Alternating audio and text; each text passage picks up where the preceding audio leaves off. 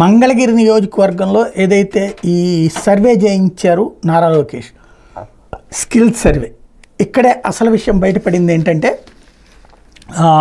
40 ఏళ్ల పైబడినటువంటి వాళ్ళు అనేక మంది నిరుద్యోగంలో మిగిలిపోతున్నారు. ప్రస్తుతం అక్కడ ఉద్యోగాలు చేస్తున్న వాళ్ళు 17,860 స్కిల్డ్ ట్రైనింగ్ ఉన్నటువంటి స్వయం ఉపాధి అంటే సొంతగా వ్యాపారాలు చేసుకుంటూ బతుకుతున్న వాళ్ళు 41,051 మంది.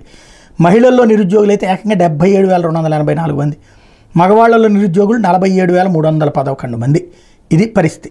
ఓవరాల్గా ఇవాళ ఉన్నటువంటి పరిస్థితుల్లో నియోజకవర్గంలో మొత్తం 2,77,027 మంది జనాభా ఉంటే 15 నుంచి 59 మధ్య వయస్కులకి ఈ సర్వేకి ఎంపిక చేసుకుంటే 2,16,749 మంది వివరాలను నైపుణ్య గణనలో సేకరించారు. వాళ్ళలో స్మార్ట్ ఫోన్లో ఇంటర్నెట్ వినియోగిస్తున్న వాళ్ళు 1,10,600 మంది, చదువు పూర్తయిన వాళ్ళు 1,15,599 మంది, నిరక్షరాస్యులు 48,706 మంది, చదువు కొనసాగిస్తున్న వాళ్ళు 19,318 మంది. నిరుద్యోగులు ఎక్కువగా 40 ఏళ్లకు పైబడిన వాళ్లే ఉన్నారని చెప్పి ఇందులో తేలింది. వీళ్ళు 61,478 మంది ఉంటే 20 నుంచి 25 ఏళ్ల మధ్యలో వాళ్ళు 19,903 మంది.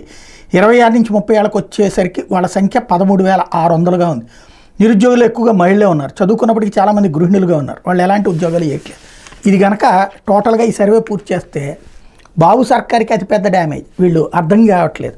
ఇలాంటి టెక్నికల్ సర్వేలతో ఒరిగేదేమీ లేదు. వాస్తవంగా నిరుద్యోగి అంటే నిరుద్యోగి చిరుద్యోగి ఈ మధ్యన చాలా తేడా ఉంటుంది. ఏదో ఒక ఉద్యోగం ఏదో ఒక ఉపాధి లేకుండా ఎవడు ఉండడం. నిరుద్యోగి అంటే ఏ ఉద్యోగము చేయకుండా ఏ ప్రభుత్వ ఉద్యోగం కొట్టాలి, లైక్ టీచర్ ఉద్యోగం పొందాలన్నో, పోలీసు ఉద్యోగం పొందాలన్నో, లేకపోతే కనుక యూపీఎస్సీ ద్వారా ఐఏఎస్ ఐపీఎస్ అవ్వాలన్నో, ఏపీపీఎస్సీ ద్వారా ఆర్డీఓలో ఇట్లాంటి పదవులు పొందాలన్నో, ఇట్లా చేసేటటువంటి వాళ్ళు ఏ పని చేయకుండా దానికే ప్రిపేర్ అయ్యే వాళ్ళ నిరుద్యోగులు అనాలి. అలా కాకుండా చదువుకున్నావా, నీకు ఉద్యోగం వచ్చిందా లేదా, పిఎఫ్ ఉండేటటువంటి ఉద్యోగం ఉందా లేదా అంటే కనుక 100కి ఈ దేశంలో 95 మందికి ఉండదు. అప్పుడు వాళ్ళందరూ నిరుద్యోగులు అంటే కనుక అంతకంటే అమాయకత్వం ఉండదు. రేపొద్దున అది బాబు సర్కార్కే మైనస్ అవుతుంది. కాబట్టి సర్వేలు చేసేటప్పుడు ఇంటింటి సర్వేనే కరెక్టు.